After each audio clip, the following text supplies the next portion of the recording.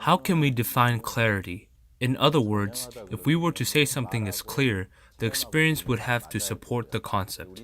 And yet we don't always talk about something accurately based on the outcome of experiments. For the most part, people think of clarity based on their own subjective views. That is prejudice. Prejudice and selfish desire makes people feel as if their thoughts are clear. Such a thought is only clear to themselves, not to others. What is considered clear is something that is clear to everyone. Clarity should be based on both the experience and the rationale that are universally valid. It should also be beneficial for everyone. Only if these conditions are met, we can say this is clear. If everyone can agree that this action gave the most benefit to all in the given situation, then everyone would consider it clear. If such clarity, however, is tainted by prejudice or selfish desire, there will be no consensus.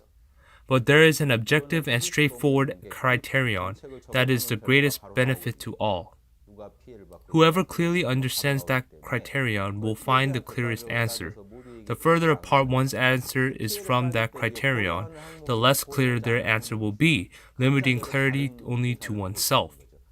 You cannot cheat others with such a matter because when this criterion is applied, the result is revealed right away.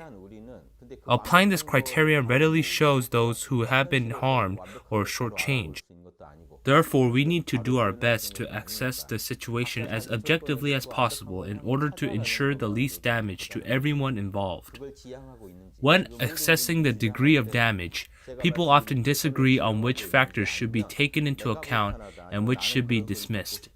In other words, each person is making his or her own assessment. So taking all things into consideration, find a solution that is most beneficial to everyone.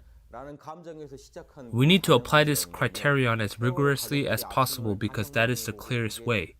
That being said, not everyone is able to readily recognize what is perfect or make something perfect immediately in reality. So it is rather amazing that we strive for perfection with our own set of given conditions. When you argue something is clear, ask yourself, are you following the criterion that I've just suggested earlier?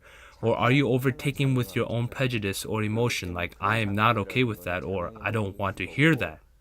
For example, if you say, gosh, I get stressed when someone is talking about the Sewol ferry disaster, you cannot insist that your opinion is clear. The fact that you get stressed just hearing about the people talking about the Sewol ferry disaster is evidence you don't feel real empathy for the victims and their families.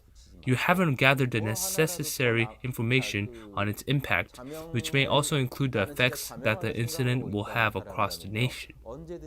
Thus, once personal prejudice and greed kick in, no one, without exception, tries to reach the level of clarity that ensures everyone benefits. In such a situation, we only try to look for the level of clarity that suits ourselves.